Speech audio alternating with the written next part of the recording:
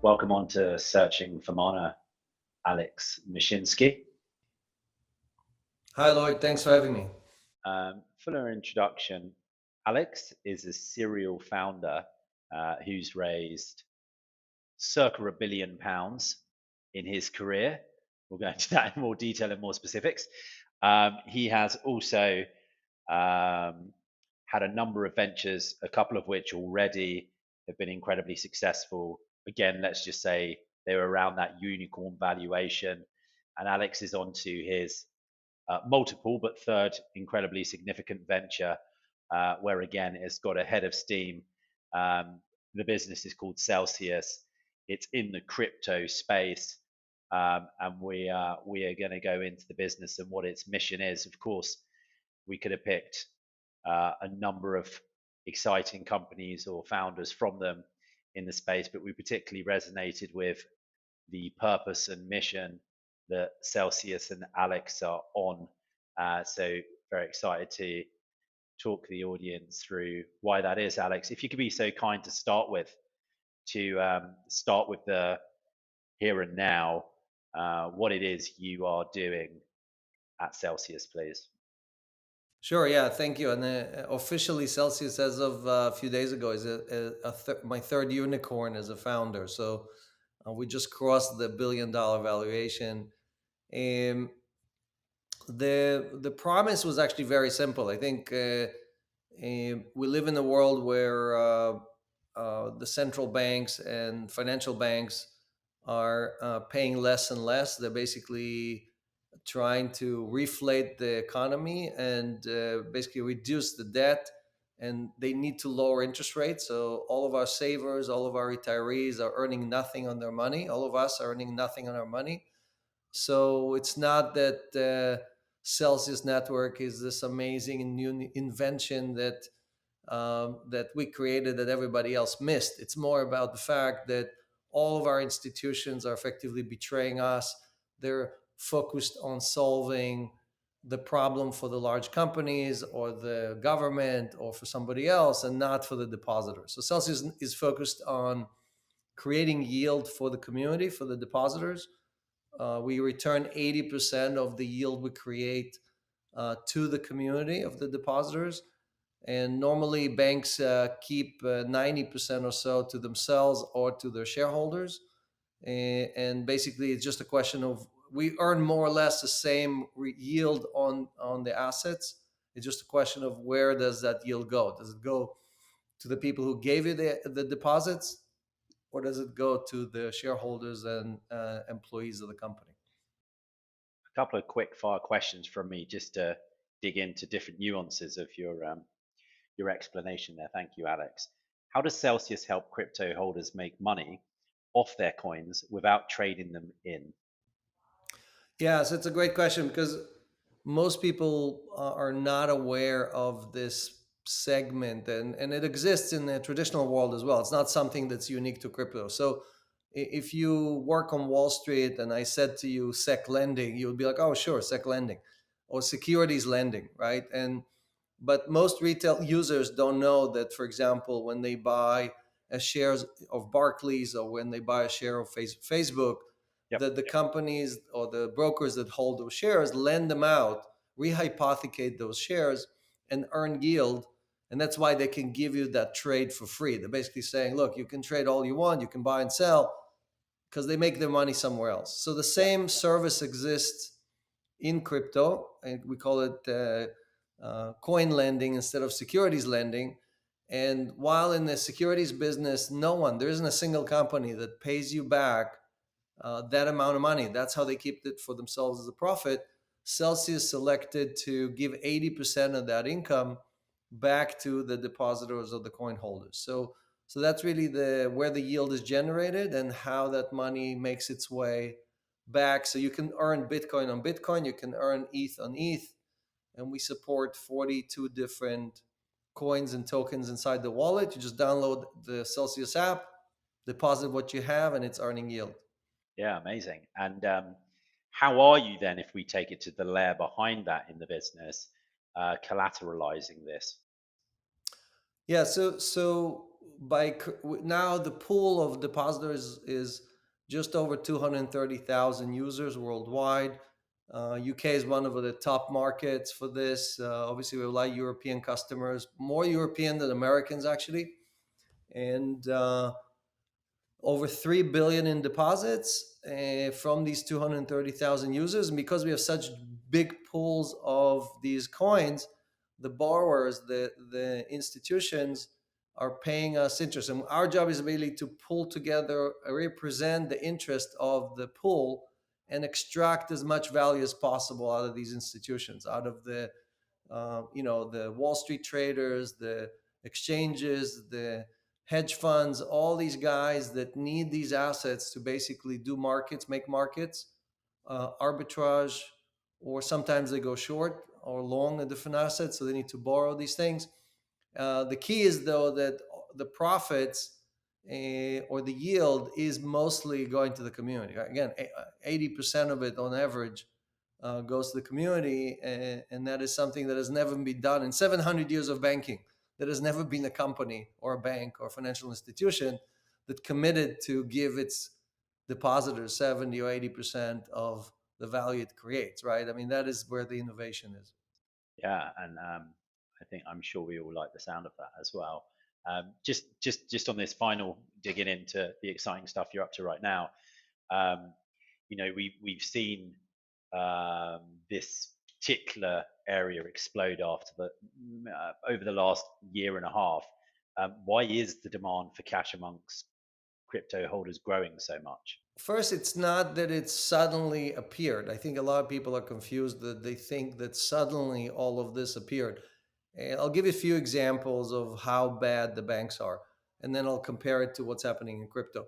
So when we started Celsius in 2017, the average bank paid about 2% in interest annualized, and they were charging something like 18 or 19% on the credit cards to their customers.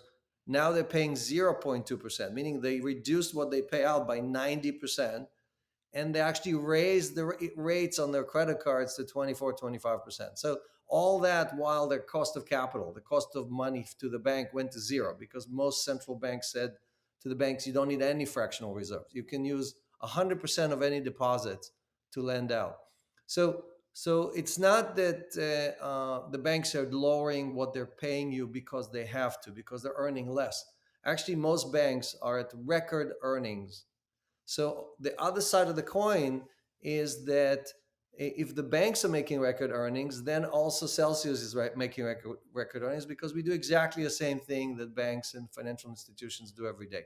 So the crypto community is growing very quickly. You have giants like PayPal and Cash App and Line, who's our partner, entering. Right, Line has 680 million users worldwide, and they opened to many of these users to use crypto. Right, so you have huge demand, and that creates a lot of volatility. When there's volatility, the institutions jump in. They know how to make money off volatility, but they need to borrow these assets. So we can charge more. We actually raise the rates of what we charge these institutions. And for example, right now we pay 10% on, if you have pounds and you convert them into stable coins, we pay you 10% per year. So that's 50 times more than your bank, right? Yeah, 50 times more than Lloyd's or Barclays or anybody else. Now, again, Barclays still makes 17, 18% on return on capital. So they can pay you 10% if they want to and still be profitable. They just don't have to, because when an individual goes to Barclays, to the branch, and says, I want to be paid more, they just politely walk him out of the branch and say, go, please don't make any fuss around here. But when 230,000 individuals pull together, we have leverage, right? We have leverage against any institution. So all Celsius has done is pull together enough assets to have that leverage to shift the power from the financial institution to the individual. That's all we've done. Alex, you're very passionate when you speak to this, which is brilliant to hear. We're going to go into it. You're obviously, as you said, a serial entrepreneur and a really successful serial entrepreneur. Why have you come into this space? Is this for you? Is this the next internet? Was this obvious that this is where the big innovations happening over the next decade or two? So as you mentioned before, I mean, my career has been almost all about disruption. So like for example, I brought voice over IP to the UK. I worked with British Telecom and Cable and Wireless and a few other operators back in the day where if you wanted to call the US, it was $2 or $3 a minute, 94, 95. And we replaced that dominant monopoly like service that you got from British Telecom with what we're using right now, right? Free communications, which is basically available to anyone on the planet. So that's creative destruction, right? Yes, British Telecom is hurting because it's losing all these revenues, but obviously we created a whole new digital economy that is using these digital services like voice over IP. So the same thing is effectively happening in finance, and for me, it's like watching the same movie a second, a third, or fifth time. Celsius is my eighth startup, so maybe the eighth time, and so I just get to the finish line much faster because after you've done it a few times, it's like doing it in your sleep. But here, taking on the banks is something that again, in 700 years, show me one successful startup or fintech or anyone who actually disrupted the bank, who actually caused the scratch on any of those marble pillars that you see when you look at a major financial institution. So the financial world or the financial infrastructure has stayed pretty much completely undisrupted and unchecked with the internet. The internet had zero impact on that entire industry.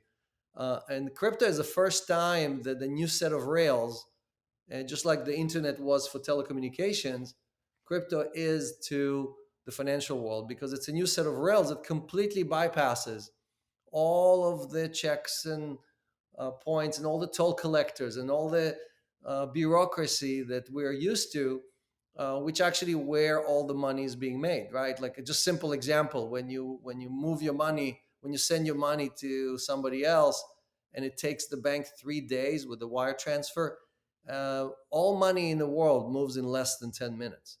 So when it takes 3 days, it's just the bank holding your money for 3 days because that's how they make their money. They make their money by holding money. So these are all things that we take for granted, but it's daytime robbery. Okay, for an average person who's barely finishing the month, paying off all their bills and all their liabilities, that is not a fair value transaction. So on crypto, almost every transaction settles in 10 minutes or less, just like it should.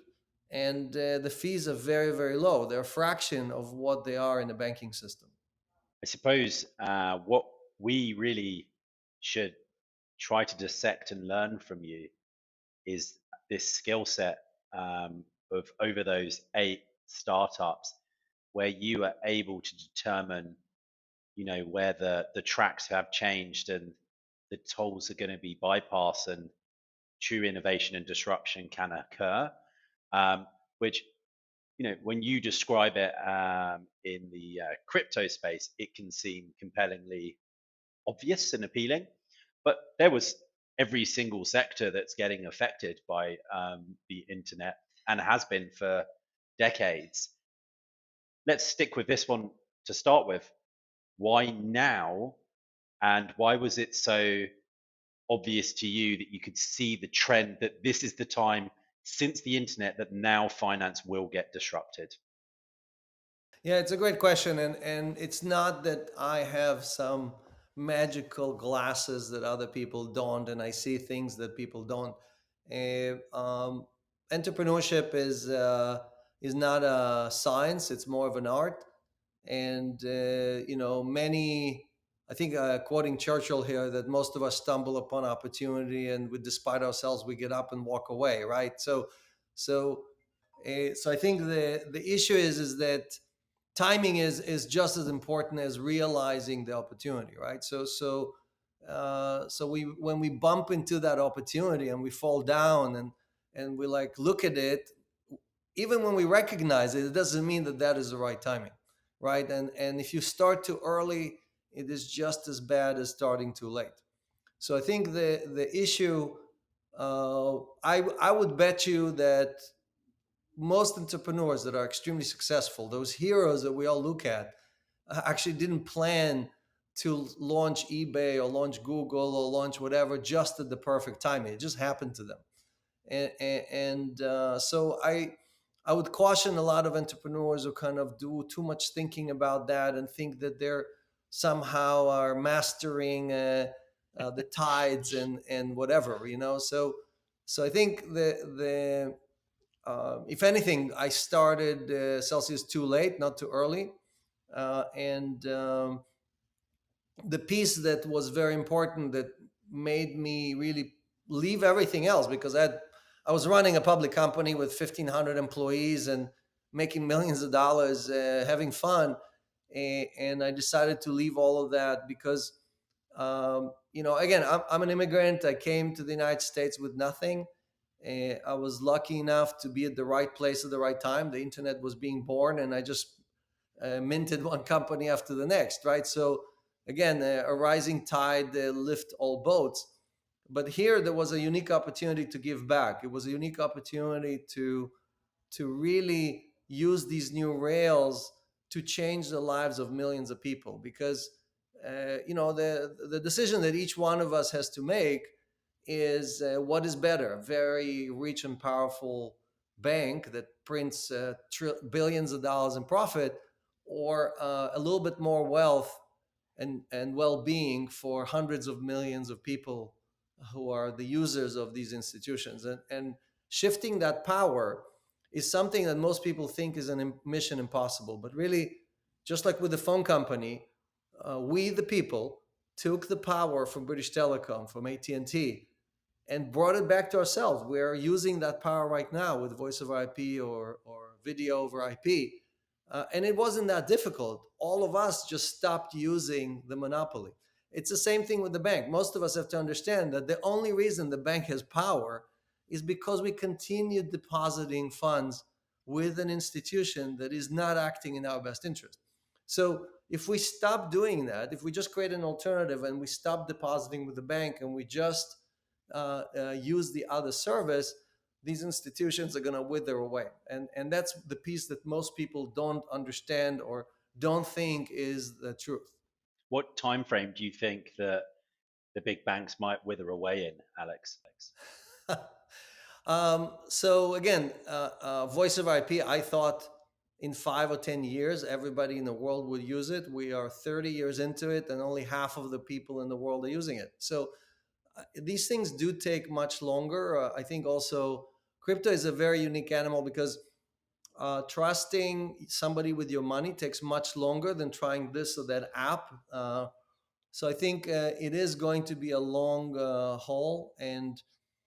But I mean, look at, if you listen carefully to um, Christine Lagarde from the ECB, or from the governor of the Bank of England, or even the OCC in the United States, all of them have stated that they're not here to protect the banks.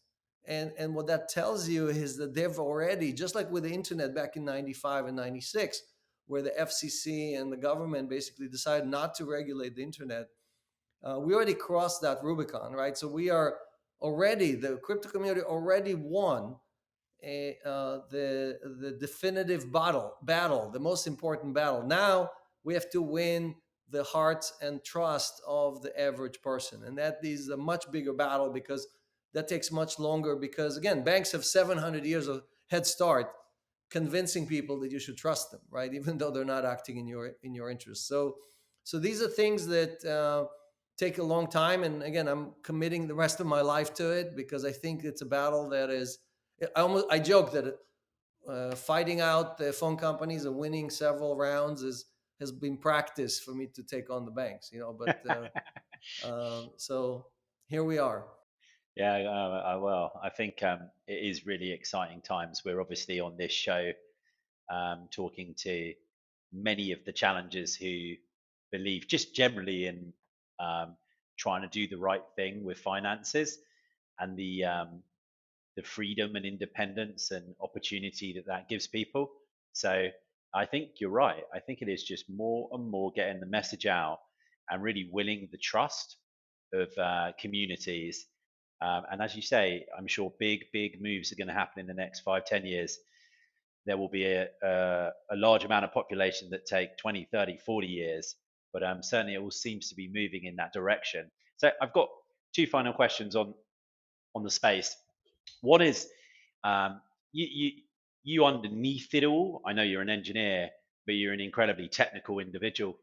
Originally, a combination of economics and engineering from education.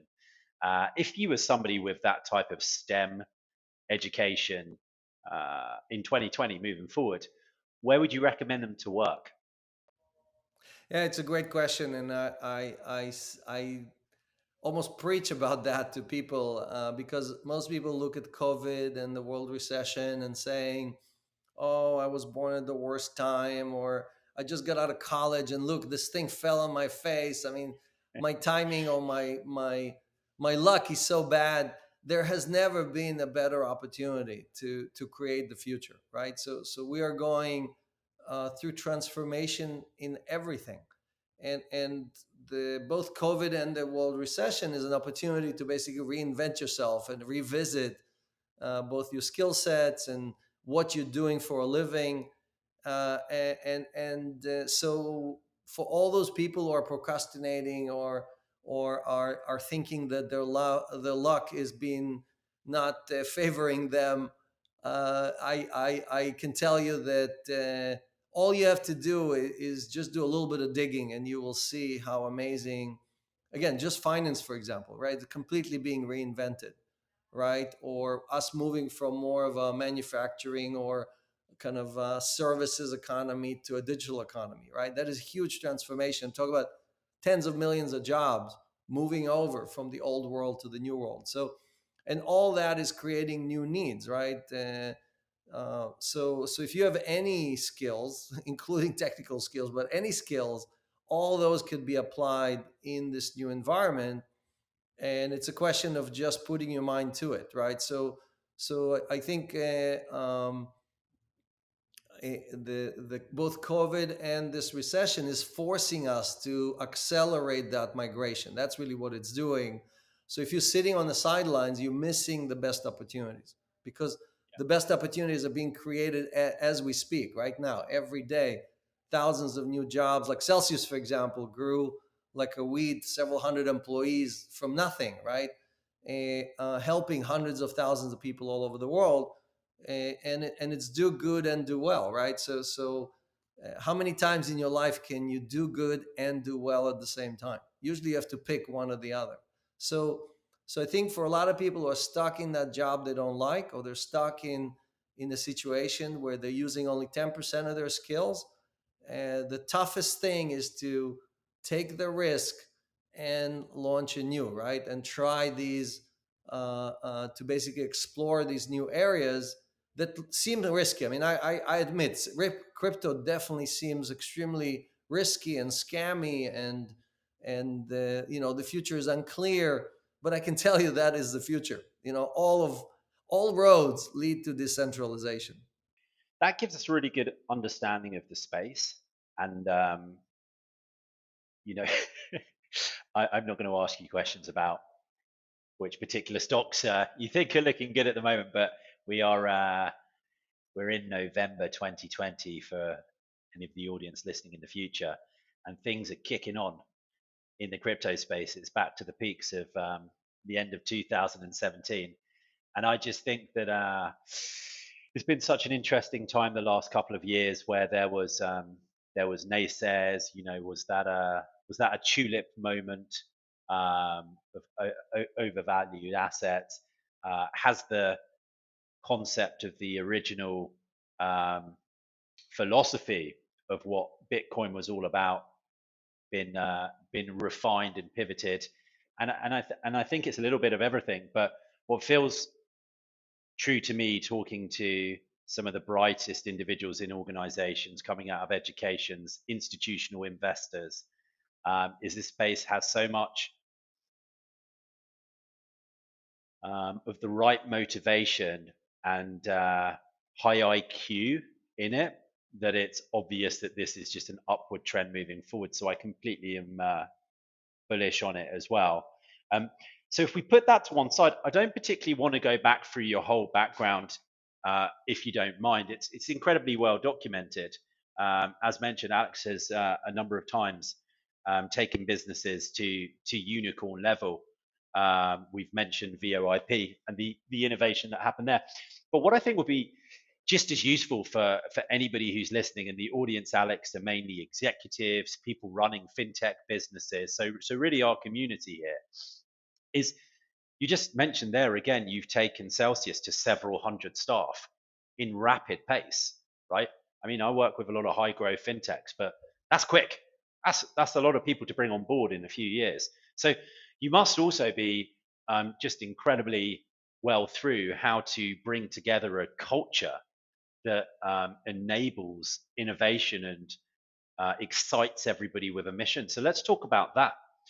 How has that journey been from, as you say, leaving a listed massive business where you're earning incredibly good money, it was good fun, it was comfortable, and then going back to thinking, okay, I want to join this mission, this is going to be my life's work, it's you on your own, and then now we're 700 people. Talk us through the company aspect of it, please. Yeah, no, it's a great question. So let me touch on the stock side for a second, then we'll jump into this because you tempted me, so I have to respond to it. So, Okay, go for it.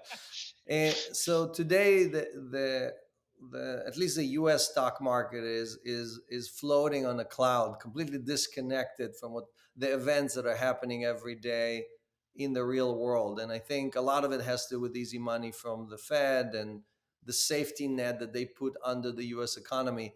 But again, sooner or later, reality is going to have to converge, and either stocks are going to come down or the economy is going to come back up and meet the stocks where they are today.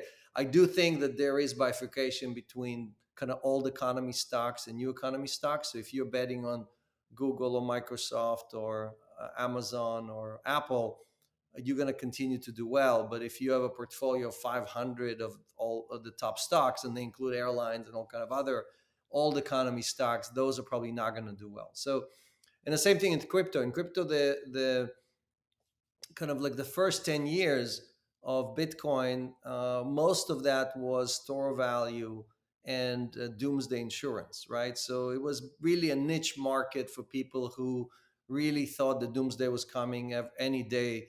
And with COVID hitting, with the world recession hitting, just too many other people, a lot of other people have joined that camp. So the reason you're seeing that resurgence has much more to do with what's happening with the US dollar and the fact that 20% of all the dollars in the world were printed this year. In 1 year, 20% of all the dollars that were created in 200 years. So most people don't understand that because they're looking at consumers' pricing and saying, look, it's less than 2% inflation. What are you talking about? And I'm explaining that the inflation of money has nothing to do with the inflation of prices. And you have to watch the inflation of money. And when you see inflation of money, you have to remove yourself from the fiat assets that are correlated to fiat dollars, pounds, euros, and put yourself in non-correlated assets like gold and Bitcoin. So that's kind of like a high level explanation. Now let's jump into uh, uh, uh, innovation and startups and so on. So the first 7 startups, as you mentioned, they're all VC backed. They raised over $1 billion, 3 billion in exits, and all of them have the same formula. You raise money from investors. They basically want return. They want 10 or 100 times their money. You work super hard. You create a niche market. You sell the company or take it public, and spoils go to the 2, 3, or 5 people who gave you the money in the first place. With Celsius, the mission is to help millions of people. Our goal is 100 million users. So we said, why don't we go to the community and explain to them what we're going to do? So we wrote a white paper. I think it was a 15-page white paper. If you read it, it's one to one what we're doing today. We haven't changed any of it. and we actually raised money from the community. We had 1,500 something, I think it was 1,573 or something like that, people participate, meaning give us digital assets and said, yes, go ahead and build it for us. And it was part of the ICO boom in 2017 and 2018. But they gave us those assets to build this product, the Celsius network. And more recently, we've done another round. This time it was an equity round, and we opened it to the community as well. We used the Bank to the Future. We had 1,043 individuals come and participate. So even to date, we don't have a single VC in Celsius Network, which completely is 180 from the 7 first startups that I did, and that was kind of like the seed of this community. So you asked me, how do you grow so fast? Probably half of our employees came from that community. These were people who were passionate about what we were doing. They first put some of their assets to help us. Then some of them jumped in, quit their jobs, and said, look, I want to work here. And some of them are ambassadors, and some of them are full-time employees. But the point is that we hire on passion. We don't hire based on, oh, great, you worked for some hedge fund and you made the millions of dollars. Come work for us. And that usually doesn't work here because you're probably coming for the wrong reasons. So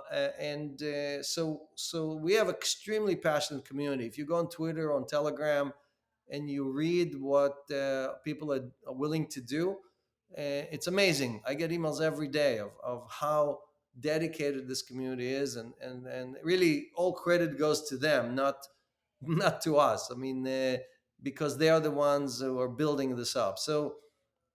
And the reason for that really strong community is, again, that when you explain to people how badly they're being treated, they all understand that in a second. Because again, when you use your real estate broker and they charge you a 5% fee, or you use your accountant and they charge you whatever, like 1% fee, that is kind of like the norm. But your bank charges you 90% fee. 90% of the money that is made with your money is kept by your bank. So when people understand that, they go like, gosh, I really have to do something about that. So that's really the kind of the core of, and it's definitely a unique experience. We were talking about this before we started recording, that very, very few companies are created as a community that is acting in its own best interest. In most cases, I created several marketplaces, and in most cases, I was either the neutral party, like Arbinet, the VoIP company. I was a neutral party. I had 4,000 phone companies from all over the world. I was settling transactions between all of them. I didn't care if they were a buyer or a seller in the marketplace. Here, we only represent the depositors. We only represent the community. And that is really a unique business model and a unique way of funding it and scaling it. Now you have clearly that strength in community that it sounds like, and hopefully retains a vested interest. What do you guys want to do with it?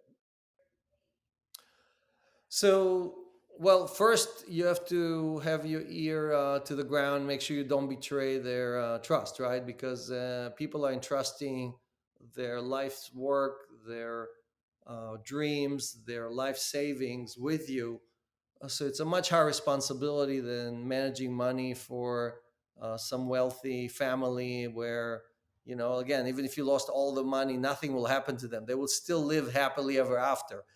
So we have tremendous weight on our shoulders as far as helping these people navigate to financial independence and retirement. And for each person, it's a little different. For some people, yes, they want to be millionaires, but for most people, it's about seeing their kids go through college, paying down their debts, being able to support themselves, be independent. And these are goals that more and more people around the world are seeing as impossible because they can't really earn yield on their assets. So they must work for the money. Their money does not work for them. So the whole idea of savings, this whole generation that doesn't even know that that your money should be earning yield, and that should be enough to pay for all of your bills as you get older. So I think educating people about that and showing them the path, earning that yield, All those things are lessons. We have an AMA every Friday. Every Friday I do another kind of teaching of this or that piece of the puzzle, and we have a very loyal following that hopefully does listen carefully, or at least try some of these methods to reach financial independence. Yeah, really cool. Um, we're almost getting to the end of the show. I think just a couple more questions, Alex, if you don't mind. Um, Something that really interested me in the research I did for the show was you are listed as having 40 plus or so patents. Um, so, and, and I had a look through them. So I was on your website and I was looking through the patents, and they did, like you say, they all have some type of red thread through them. You're a technical individual, and um, that technical eye of yours has seemed to have gone to where, like you say, the tracks are changing for the moment. But really, the question is, why were you motivated to do that? What is driving you through this? The show is searching for mana, so I'm trying to understand, across many different successful and driven leaders, um, what it is that's motivating them all. And I've very much heard what's motivating you at Celsius now, but like this has been going on throughout your whole career. What's driving that? What's the engine behind that? Yeah, you're asking for the secret sauce. That's The what I want. That's what I no problem. Look, I do have a unique set of skill. I don't know, maybe I was electrocuted when I was a baby or something. I am a left-handed. I do think a little want. bit differently than most people, and I was lucky early in my life to discover what I'm really good at. I think each one of us could be a world champion at something. Is the problem is that most of us don't get an opportunity to explore that. We kind of get put into a track, and somebody else almost like decides for us that we're going to be an engineer or a lawyer or a pilot or whatever, right? We don't really get to explore enough of our own skills before we decide what to commit our lives to. And what I found out that I can do better than most is really understand, like project myself into the future and understand what the future looks like, right? And many times my wife jokes that I live in the future all by myself, and sometimes the rest of us join me there, and sometimes they all go in a different direction. So so it's not that I'm always right. I was plenty wrong in some of my projections or predictions or whatever. But uh, many times when you project it right and you kind of invent the technology or the skills or the settings that are necessary for that to happen, that is a very rewarding situation. So again, if you read these patents, and they're all available on Mashinsky.com, there's links to those 40 something patents. I mean, they talk about wireless energy transfer, and they talk about social networking, and they talk about, and this is back before Twitter or Facebook or any of these companies existed. So these are all things that kind of projecting into the future and saying, look, this infrastructure is enabling us to do A, B, or C. This is how I see it's being done, right? So a Yeah, patent is kind of your a lot of it is telling a story in the technical terms, but you're trying to basically set the rules or the network or the infrastructure by which, or by the governing, I call it governing dynamics, by which these things are going to be actually manifested in real life. And voice of IP is a great example of it being 100% to the T what I described in my 1994 patent. I wrote more recently, about 10 years ago, I wrote a patent about wireless charging and wireless energy transfer, which has to do more with like while driving electrical cars and things like that. And you need that connectivity to enable the future of transportation and things like that. So I think the again the it's something that I found that I have the skill for, and sometimes I will write the patent just to kind of like show others what I'm thinking, and sometimes I'm writing it to protect what I'm actually trying to do. And so these are the kind of the use cases. So I was asked when I was on an interview, what's the like ultimate end game of searching for mana? And I said that it was if I can uncover who Satoshi is. Um, Alex, is it you? No, I'm a disciple of Satoshi, but I ain't no Satoshi. And look, so the truth is that I tried to create digital money. I had a startup in 2003 that was trying to attach money to emails. I tried to get into fintech several times, but Satoshi really put together none of the pieces that Satoshi invented are new. All of them existed in different disciplines, but the way he or she tied it together is brilliant, right? And you don't get it right away because I'm an efficiency freak. So when I read something or look at something, I always find a better or faster or cheaper way of doing it. And I published recently a tweet. In a tweet, I published an email exchange that I had with one of my early employees back in 2010 and 2011 of us having a conversation about Bitcoin and me saying that there's not enough electricity on the planet to mine the last Bitcoin. Hence, this is not an efficient or scalable model. And that's true. I mean, today we're only 10 or 11 years into it, and the Bitcoin network is consuming more than the country of Switzerland. Soon it's going to consume more electricity than all of Europe. So the point is that um, you can be right, but you can be wrong at the same time because the need for solving double spend problem is much greater than whatever the cost of that electricity is. So I was definitely wrong on the technology in the beginning, and I was slow to kind of jump on the Bitcoin train. I think Mt. Gox for me was like the event that convinced me that this is a long term play. So it was 2013 or beginning of 14. And it's the opposite of everything I worked my entire life on: faster, cheaper, better. It's slower, it's more expensive because consensus is very expensive. But it creates that new utility that has not been available on the internet in 30 years. Ralph Fiennes, who's a great adventurer. I was reading one of his books, and he said, you don't know how possibly you're going to get to the end of the rapids. It's unfathomable.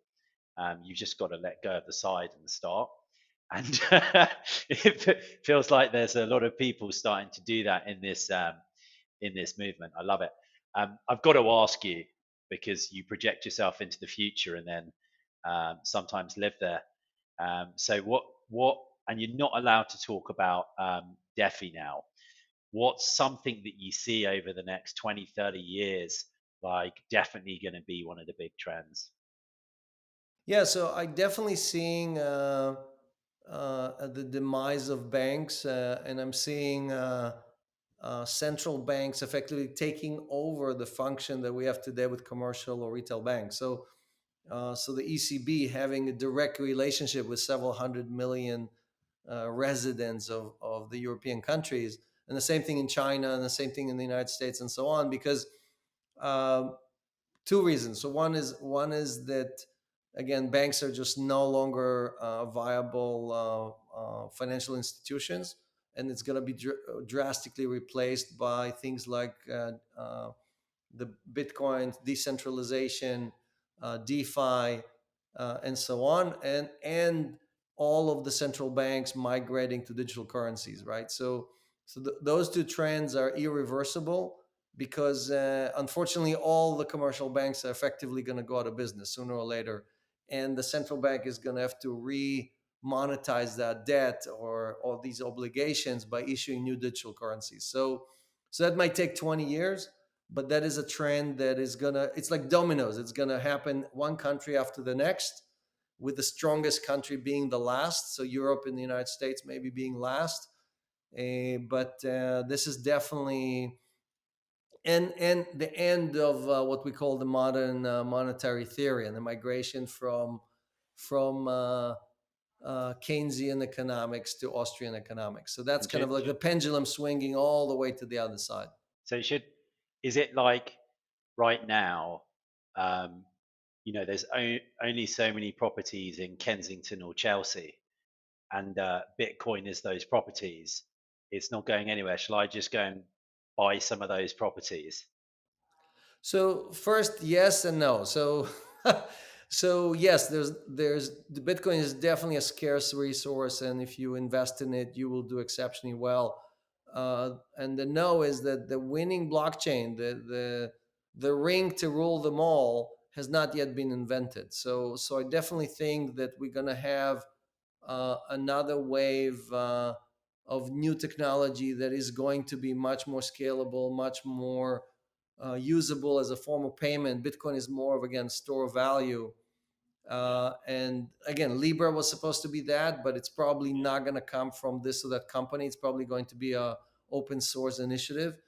And we have these like three horse race right now. We have the government, right, competing for digital currencies. We have corporate, which is like Libra, and then we have the open source, the public blockchain, Bitcoin or other iteration. That's, in my view, is going to be the long-term winner. yeah, absolutely awesome. Thank you so much for your time.